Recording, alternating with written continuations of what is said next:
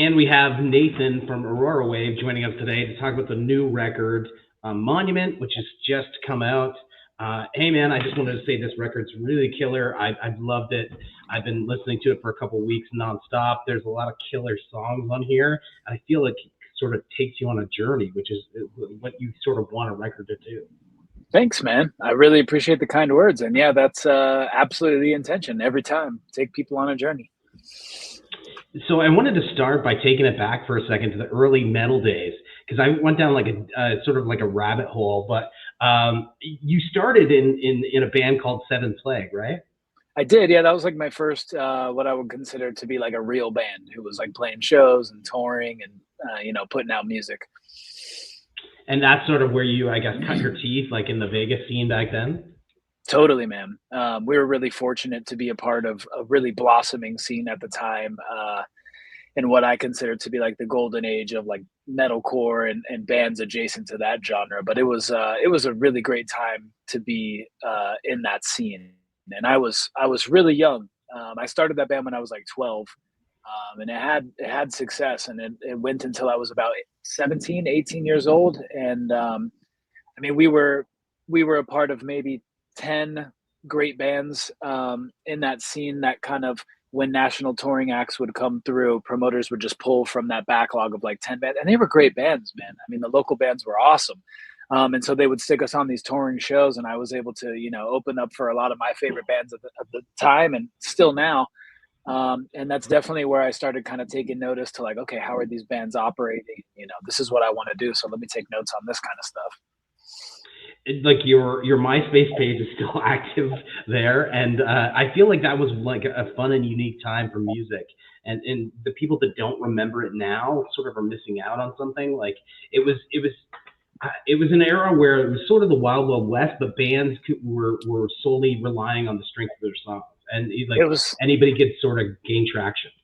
It was so special, man. It was so special, and it's like it's hard to explain to somebody that maybe wasn't a part of it, because I don't know. It was like you're right. It was the Wild Wild West, and it was like the first generation of music artists being able to like blow themselves up, without the help of outside forces. And it was just really cool, man. I mean, for the first time in the world, and granted I was a kid, but for the first time in the world, you could make music with your friend, throw it up on the internet, and fans would discover you that way. It was like I think it was like the first time that people had that accessibility to music. Which, yeah. If you were, previously, like if you were into subgenres of music, like, metal, for instance, like, even further back beyond that, they had tape trading days, and you'd read about things in magazines and stuff like that. But MySpace sort of leveled the playing field to a certain extent, where you could find any band with, just a click of a keystroke. It was so cool, man. We just finished up a bit of a headline run, and we were out. We had this band called Done For from Florida opening for us, and shout out to them. They're a great, young, hungry band. But emphasis on young there. They're all like 24, 25. And so we got to talking about the early days and stuff, and they were like, oh, MySpace, we've heard about that, man. And I was like, damn, that's crazy. Do you remember what your MySpace profile song was? Oh man, I went through a bunch. I do remember for the longest, it was Seed by Sublime. Still one of my favorite Sublime songs. That's great. And hey, they're back together. Jacob's killing it. So cool, man. So cool. So here for it. Man, it's funny, man, because even it's like a lot of like my stage name or whatever, Nathan Aurora, and the band name of this band, it all dates back to MySpace. And I've told this story before, but it's like back in the day, especially in metal and hardcore bands, like everyone in your band had to have the band name in their username. So it was like Nathan Aurora, Mike Aurora, Luis Aurora, Sam Aurora. It was all of the guys. And I just never changed it. And it kind of just like unintentionally stuck with me. And you guys were managed by Max Green from Escape the Fate? Yeah, dude, you did your research. Let me put those two pieces together too, because that probably doesn't make a lot of sense. The first band was called the Seventh Plague from when I was like 12 to 18, and then there was a period of a band called Aurora, which lasted for like 3 or 4 years, and that's why the name stuck. That's so cool. Did Escape the Fate was just blowing up at the time? Did you have a chance to like I guess, learn the ropes from him to a certain extent? Yeah. Oh man, it was amazing. I think back to it all the time. It was surreal, dude, because I was like, I was a teenager. I was a young kid, and Escape the Fate very much were our hometown heroes. Being from Las Vegas, they're like one of the biggest bands to come out of that scene. Obviously, in Ronnie and Falling in Reverse, and then of course you've got the Killers and Imagine Dragons and Panic at the Disco. But for us in that era, they were very much in like the emo and metalcore kind of vibe as opposed to those other bands. And so our band was just really hitting it off. We're on a hot streak, and we became friends with Max, and he was like 10 years older than us. We were all like 15, and I remember we celebrated his 24th birthday together, and it was so funny because I remember thinking at that time 24 is so old, and looking back, he was such a kid. But it was awesome, dude. And Max was great for us, and he got us a lot of cool looks, and it was just sign of the times. I had a chance to see Escape the Fate and Falling Reverse on that same bill when they did the tour with Papa Roach there, and they both killed it. They're I remember that. Phenomenal. I remember they buried the hatchet and they played together. It was them and Papa Roach and Hollywood Undead as well. I was like, yeah. But it was interesting to see the dynamic of the crowd because obviously, Papa Roach has been around for years, so it was like an older demographic there. You had the younger people with Papa Roach. With Falling in Reverse coming in, it was just cool to see the merging of the different demographics at that show. I love that kind of stuff, man. So then, take it back. Like obviously, you have the metal roots. Where did reggae come into the picture for you? Yeah, I started falling in love with reggae in high school, and I was already in a metal band, in a hardcore band, and I don't remember specifically like what turned me on to it, like a one instance kind of thing. It almost just feels like as far back as I can remember. I was a hippie, dude, so I was like into metal shit, but I was, I'd be listening to Dio and Iron Maiden and Ozzy and Metallica, and of course I love classic rock too. So I would listen to Pink Floyd and Led Zeppelin and a lot of this stuff, and always kind of considered myself to be a hippie. And so I don't remember like the first time I heard Sublime or Slightly Stupid, but it found its way onto my iPod at some point. And I remember just falling in love. Those were the two bands that really set it off for me. It was Slightly Stupid and Sublime. And shortly after, I remember going at like 15 years old, 16 years old to go see Slightly Stupid, and they had this great opening band called the Expendables. And the Expendables for me just lit a fire, man, and they became my favorite band for like 4 or 5 years, all throughout high school. And my friends and I would make it into a tradition. When the Expendables would come to town, we'd ditch school that whole day and just get stoned and take the bus to downtown and hang out around the venue and try and meet those guys.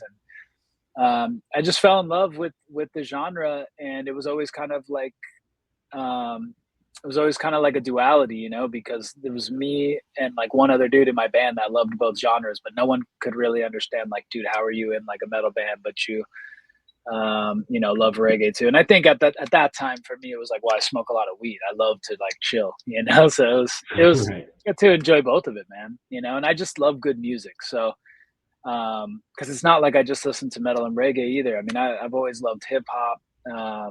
I recently fell in love with country like 4 or 5 years ago, but I love all my styles of music, man. I find that with artists, they need that sort of counterbalance, like something that's sort of like a 180, like you go out and play, metal or reggae or whatever it is, and you need that sort of counterbalance. Like you do. I have a bunch of hip hop artists that love country, and it seems odd, but it I guess balances the scales for them. Well, it's exciting too, man, because like I think like as a listener, you have to be stimulated by stuff that's not as familiar to you. Like you have to. It's hard to like listen to the same genre that you make and be like, oh, what is that sound? I never heard that kind of, like trying to put it into basic words. But it's nice to hear things that you don't understand how to create as a listener, because sometimes if in the decade that I spent touring playing reggae stuff, it's like I would listen to so many reggae bands and I could break apart the song and the instrumentation and know exactly what that band was doing, and sometimes feel like, damn, why didn't I think of that, but when you listen to another genre, all of that goes away because you're just kind of like appreciating it as a whole. You're not breaking it down bit by bit analytically, I feel like Aurorawave, though, is the first band to really sort of immerse themselves in the reggae world, but at the same time, like be a metal band. Like you've had bands like Skin Dread, who have been sort of merging metal and reggae for years. Even before that, you had Dub War, had PE mixes, rock and reggae. Yeah. Even newer bands like Sumo Psycho have like sort of reggae elements in there. But I feel like you're the first band to sort of cross over to that reggae world. Well, thanks, man. And it's definitely intentional for me to like, I want to have a home in both worlds, you know? Um, Time will be the ultimate teller of if those things happen, but that's definitely my intention is to like be able to play at reggae shows and be able to play at rock shows. So we'll see if it works out, but that's my dream.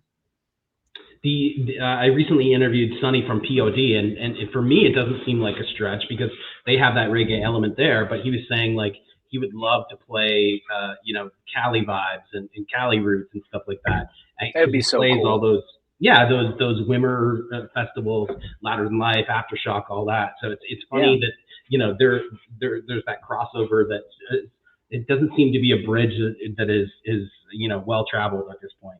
Yeah, and maybe we could help make it easier because I do think that there's a lot of bands from the rock side that like their message, maybe their sound isn't as friendly to it, but their message is like so positive. And I think there's a stigma from a lot of not just reggae listeners, but like a lot of people who just don't listen to a lot of heavy music in general that maybe it's all negative or it's all angry. But there's a lot of heavy bands pushing a positive message, and POD is one of the main ones. So I think it would be cool. It would be cool if that bridge, but I get it, man. It's like people fall in love with certain scenes because they want a certain vibe, and there's nothing wrong with that. I'm not like a huge advocate for like everyone should listen to everything. I just think it would be cool.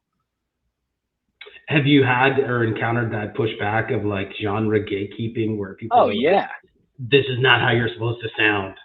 Oh yeah, dude. I mean, especially too. I'm very fortunate and I'm very grateful for all of the core fans of Iya Terra. It's like, they gave me a life, man. And I think there's like a common misconception that like I don't appreciate them anymore or something like that just because I'm playing a different style of music, but that couldn't be further from the truth. But I think there's like a sentimental attachment to the music that I used to make, and some people are just not willing to accept that I'm making something different now. And so it kind of gets lumped in with like, oh man, we don't like that kind of shit. We want you to, you're supposed to sound like this or you're supposed to sound like that. Does it sort of weigh on you as an artist when you sort of let the expectations of the fan base sort of creep into your headspace? I've been pretty good my whole life about never letting it actually influence the music. I've always created music for myself first. Um, but it's like everyone's human, so it's like if you know that there's negative shit being said about you, of course it'll get to you, but really not too much. And if anything, it's been very freeing for me because it's like okay, like I think that there's a certain level of discomfort that you should get used to if you really want to be free, and that's like the fact that not everyone's gonna like you. Some people might even hate you. And that sounds horrible, but it's the silver lining in all of it is like you'll never be more free than when you already just know like some people aren't going to like this, some people are, and some people aren't, so might as well just create whatever the hell I want to create. And then you have bands like, Falling in Reverse and even Slaughter to Prevail, like leaning into that. It's like, embracing that role sort of as the villain. It's weird I never really thought of myself like I never thought I would become like a quote unquote like polarizing figure in any genre. I was always just like, hey, I'm here to play music. But yeah, it's just strange, it's different, it is what it is. I think like circling back to like the MySpace thing, isn't I feel like that's where sort of the keyboard warrior thing sort of originated because like, that was the first time that people had like the voice where they could like direct message an artist or comment on stuff. So it was like Yeah. it was giving them a voice, but at the same time it was like now they have an opinion about everything. Internet, dude. Internet is just gonna internet, and that's the facts of life. So like I stay away from fucking all of it and I just make my music and hang out with my family. I feel like the mixing of metal and reggae seems obvious because there's similarities between metal fans and reggae fans. They're both sort of underground genres to a certain extent, and then Totally. they don't get a ton of mainstream coverage, but they both have extremely loyal fans, and there's a sense of community within each fan base that isn't really found in like a lot of other musical genres. Totally, man. Totally. I think it kind of all boils down to like I've said this before, but it's all kind of rebel music. It's all kind of against the grain. we find our family in the communities that we choose. We take care of one another, and we're all here for the love of this style of music. And it, like you said, it's a very loyal fan base, and I definitely draw a lot of similarities between the two. So moving on to the new record, I feel like you're more comfortable on this record, like mixing those two elements, like the heavy parts and the reggae parts. It's almost like you've amplified the heavy parts, and then the reggae side is just like even more embraced that element of the music. Whereas like on the first record, it was still there, but I just think everything's a little bit more amplified on this one. Well, thank you. I think that what it all boils down to in this record kind of being the full-on vision of what this band is supposed to be, and it's a cohesive album. All the songs sound like they belong together. I think what it all kind of boils down to is like that first record was kind of like a compilation of older songs that I had hanging around that I was like, all right, well, let me put these out. And then a couple of songs on that record that were written with the actual intention of, being Aurorawave. Because it's like a weird thing to like leave your band and then be like, all right, I need, like, for me, I was like, I need music out. I'm ready to start this next journey. So I was like, let me throw this record together. So there was older songs that maybe could have found their way into the Iya Terra catalog or whatever. And then there was a couple of the ones that kind of the heavier songs on the record were definitely written with the intention of like Aurorawave. So that was album one, was like, let me get something out. Let me see what sticks. Let me see what feels the best. And then with album two, we had some touring under our belt.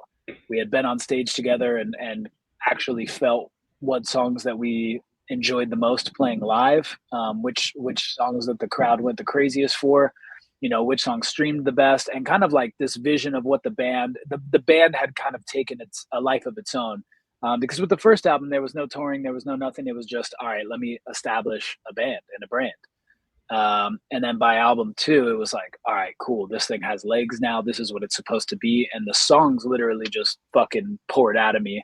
And for that, I'm grateful. And the album wrote itself, and I love it. I think it's a really fun album, and I think it's a strong album. And it feels like the solidification of what this band is.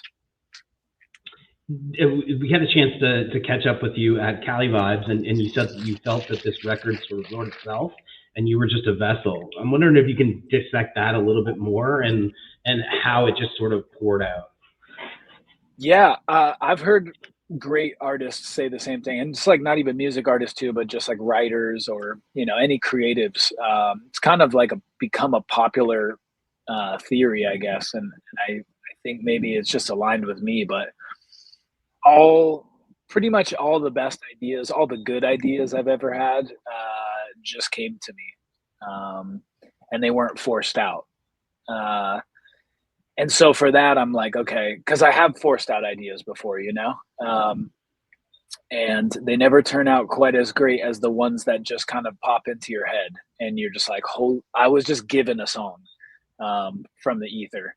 And I think recognizing that has been cool. And there's like a whole theory behind it too, of like, you have to show up and force the ideas too, because it's like, that's you giving your signal to the universe or the ether or wherever these songs come from. That's you showing up and giving your signal like, all right, my antennas are on. I'm ready. Like, you can send the ideas, and they usually don't come right then and there. But I've found with myself that like writing for me does come in waves. So like, for instance, I wrote this whole album like over the last year. And then when I put the cap on it and was like, cool, this album's done, it was time to like make music videos, and we got on the road and we did all this stuff. So like writing just dried up for me. And that's how it always happens. It's like, I just won't write for like 2 or 3 months. And I've come to peace. Like, I enjoy it that way because I just understand how I write now, and it comes in waves. So I'm like, okay, cool. My time now is this is not my creative time. This is my kind of analytical time, to like, I've made this work of art, and now to like share it. And when the time to write comes again, I'll be ready for it. And it's been kind of cool because we were supposed to be out on the road. We just had to postpone a tour that we were an opening band for. The headlining artist was going through some stuff, so he had to postpone his tour. We're supposed to be on the road right now, but when that happened, I'm a very regimented worker, so I have like my to-do list of everything that I have to do. And when that tour got postponed about a week before, I was like, well, fuck, what am I going to do now? I was, got all my work done, and I was ready to go on the road. So it's like, I guess I'm going to start riffing around. So I picked up my guitar a couple of nights in a row and started writing. And then it's just like, boom, the antennas have been turned back on, and now I'm just getting ideas. So it's kind of like back in writing mode for me. And I'm writing riffs, and I'm constantly picking up the voice memo and just jotting down these ideas that are coming to me and stuff. Like life moves so quickly, especially when you're in a band, and like the music industry moves at like this breakneck pace. So do you think it's like when things slow down, it allows that I guess creative muse to strike you? I think so, man. But I think a lot of it is up to us, and it's just like, what do you want to do with your time? Because this isn't my personality type, but I totally, if I was a different person, could have just been like, cool, time to relax for 2 weeks then. But I kind of go nuts if I'm not being productive. So it's like, all right, well, I think I'm going to make some time to like put the antennas up and start writing. And it just happens that way, you know? I feel like with Monument, there's like this strong message of personal empowerment that comes with the message, like the conscious element to your lyrics, which I don't think enough people are talking about. Well, thanks, man. Thanks. I mean, the album's about my journey pretty much over the last year, you know? So a lot of it is personal empowerment, and just like a reminder to myself and hopefully to others to like chase your dreams despite what people think, even if people talk shit, even if people, this or that. It's like, you got a vision, go chase it and try and make something happen. And we talked about that negativity that often, finds itself in online. But I feel like overall, this is like a positive message, and you appear to be like a positive person overall that I feel is reflected in the music. Well, thanks, dude. I definitely consider myself kind of the eternal optimist. I tend to always be positive, whether the situation is good or bad. And I think a lot of my music with this band, like some people would see as negative, but I think if you really read into it, all of it is positive, because it's like, sure, it can be talking about shitty things, but the message is always a resounding, like, you got this, you can get through this, you're good. But you're flipping the script and taking a negative and turning it into a positive by, putting it into a song. I appreciate you receiving that message, dude, because that's definitely like where I'm at with it. None of my lyrics and none of my songs have ever been like, fuck this, I'm over it, I can't do this anymore, you know? Can we talk about the guests on this record? Because you had some heavy hitters here. Aaron from Underoath, Frankie from Amir, Taylor from Left to Suffer, Ekoh. Like the list just goes on and on. The movements are on there. Like you have some incredible guests. How did all these collaborations come about? Thanks, man. Many of them are just friendships or people that I admire that I reach out to and just kind of send a note of being like, hey, dude, most of these people I've communicated with before, especially the reggae guys and like with Ekoh and like Taylor from Left to Suffer, kind of just become peers of one another and just met in passing here and there and been like, yo, I love what you do. Love what you do.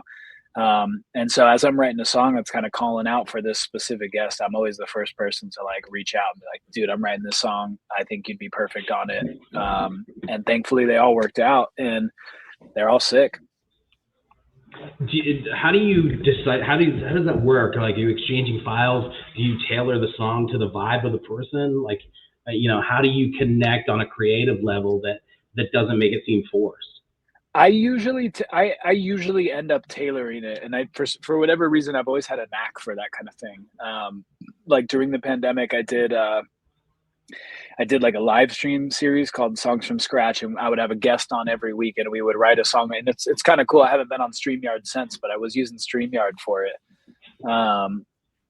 Which to those that don't know, that's a platform we're using for this interview. But we ended up doing 24 episodes. So I wrote 24 songs with 24 different guests. And it was like a great exercise, and kind of like most of them, I would tailor the vibe of what I would come up with some chords and like a basic idea for what we were going to write together. And I've always kind of had a knack for that kind of thing. But when it comes to these real songs that I'm going to be putting out on albums and stuff, yeah, I'm writing the song and, playing a riff, or I'm like, oh, where's this song going to go next? And kind of just letting it flow. And the song will usually tell me like, all right, like this one should get really fucking heavy. Like, let's bring in a really heavy guest, or like, let's keep this one a little bit more reggae or like more roots. And it's like, cool, let me call Jesse Royal or things of that nature. Welcome to Your Nightmare has to be the heaviest song on there. And the one that surprises me time and time again is like Taylor from Left to Suffer. Like, getting into his 7 Hours After Violet project, like that guy's got some Yeah, pipes. Like he can dude. flex on a number of different things. He's so dope, man. He's so dope, and he's just such a cool dude too. He's just he's an awesome person. He's an incredible artist, and as far as like heavy metal vocalists go, I think there's like a top tier of people these days because the scene that I came from in the MySpace days, guys were just screaming and stuff. You know, it was like everyone was kind of like at this level. Some guys were better than others, and they rose to the top. But these days, it's like people have really perfected the art of screaming, you know, and I think there's like 3 or 4 guys that are capable of screaming at the level that Taylor is. And that's going to make that song very hard for me to perform live. Is it in the set now?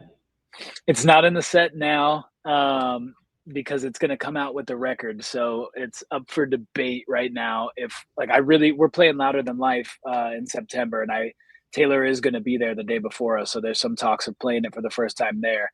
But I think, you know, and that's the start of a month-long tour for us. So I'm just kind of debating to myself, like, I'm still on the fence on if we're going to play that one live, because I've been screaming lately and I've been trying to hone in on my craft, but I've got a long ways to go. And I don't think I'll ever be a Taylor, man. He's a once in a, and I'm not just blowing smoke. It's like, I really mean that when I say there's like a couple guys on earth that are capable of those kind of vocal performances. But yeah, I'm on the fence with that one. I hope that we play it live. I just got to figure out what I'm going to do, because it's not just a verse either from him. He's on like 65% of the song. If you guys are able to connect at Louder Than Life, I think you have to do that. It's just the universe needs that. Yeah, it would be a hell of a cool way to debut that song a month after it comes out, and hopefully get like a multicam video of it. The other one that seems to stick out to me, the collaboration on this record is Never Gonna Stop Us, featuring Ekoh. And Ekoh just seems to be having a moment right now where he's crossing over in the rap genre, he's crossing over in the rock world. He seems to be everywhere, and he's so effortlessly like killing it on all levels. Yeah, he's awesome. That song just sticks out. Is like, was that a song that just immediately you knew that Ekoh was going to be the guy to record it? Actually, no. I wrote it. It's kind of a funny story how that song came to be, and then its journey. But there was one day, like maybe like 4 or 5 months ago, that Ice-T liked one of our videos on Instagram. And for those that don't know, Ice-T also is in like a hardcore band too called Body Count. So I was like, oh, like Ice-T is also killing it with the multi-genre stuff. So when I saw that he liked it, I just jumped right in the studio and I wrote that song. And I sent it to him that night, and I just DM'd it to him. And I found his manager, and I connected with his manager, who's very fucking cool. Shout out to Jose. And Ice-T ultimately passed on the song. But the silver lining in that was like I wrote a dope song in one night with that inspiration. And so then it was like, all right, well, who are we going to get on this? And the song honestly almost didn't make it on the record, because I think without Ekoh's parts, it's like that song is lacking something, you know? So it was really a make or break situation if that song would see the light of day on whether or not we could find the right feature for it. So when the idea was had to bring Ekoh on, who's kind of been like a longtime internet homie of mine too, we just met in person for the first time like 4 days ago, and the similarities are striking. I mean, he lives in my hometown. He's a Vegas cat, went to, you know, similar high schools and stuff, but we had been friends on the internet for a few years, and nice to meet him in person. But yeah, when I asked him to be on the song, it was like no brainer, and he came through and put his parts on it, and it was like, this is so dope. Obviously this record's very guest heavy, but like a lot of the songs feel like that don't have guests could appeal to like a wider genre as well. And one of the songs that really stands out to me is I feel like the song Villain could have like a crossover feel. It feels like a song you would hear on like Sirius XM's Octane or something like that. Yeah, they actually played it on there last month. It's been a big goal of mine. I have a vision board. I'm a big believer in the vision board and the manifestation stuff. It's like hippy dippy stuff, but I love like visualizing goals and stuff like that.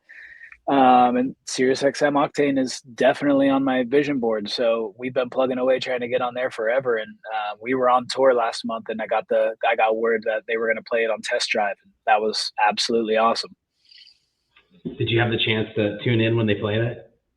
I didn't because we were on tour, but I got all the recordings and I got all that stuff, and they played it for the whole week. So I'm not like 100% sure on how that stuff happens on like when we find out if it was added to full rotation, but Mhm. the fact to get that nod from Jose Mangan over there at SiriusXM and stuff, and you know, I've had some conversations with Jose since and stuff, so to like have that relationship and just get the acknowledgement of one of the goals and one of the dreams was huge for me. Jose just strikes me as that guy. I've had a couple conversations with him myself, but like he just generally loves the music and like his excitement is contagious. So like if he loves something, he just like he's all about I love people like that, man. Music needs more of those people. I agree. Being cool is so lame. It's time to just like be enthusiastic and be bold. I'd like to pivot for a second and just talk about the Pop Punk Goes Reggae compilation. So like obviously it was huge success, and just wondering like is that are we going to hear more of that, or where would we go next? I think so, dude. I had a great time doing it, and it was a lot of fun, and I still listen to that album, and I think it was really cool. For me, it's kind of just you know, like I have a family. I've got two small children. I've got a wife. I've got this band who's really busy, and like my time is all regimented and really you know, I have to like be very wary of what my priorities are. And along with that too, it's like there's a well of creativity I think inside everybody, and it's like you got to be careful where you put all that creative energy because there's only so much of it. And so for me, it's the time, it's the creativity, and right now, full focus is on my family and on Aurorawave. But you know, if the time presents itself, maybe something really great happens with Aurorawave, and we have, you know, drop our third album, and we're doing a world tour, and then I get to come off of that and maybe like need a little break from it or whatever, and just want to spend 2 months making Pop Punk Goes Reggae Volume 2, I'd love to because it's a lot of fun. I just, yeah, Aurora Wave is 100% the priority right now. So not to take it away from Aurora Way, but like, can we talk about your other venture, Crossheart Clothing? Absolutely, dude. Yeah, clothing company that my wife and I co-founded together at the end of 2021. It's been amazing. Shout out to everybody that's represented for Crossheart Clothing. We love it. So is it just another creative outlet for you to tap into? Totally, totally. And also it was like, um, you know, my wife and I have been planning on building our family for a couple of years now. And she's had a lot of success as a hairstylist. She's been a hairstylist for 15 years or something like that.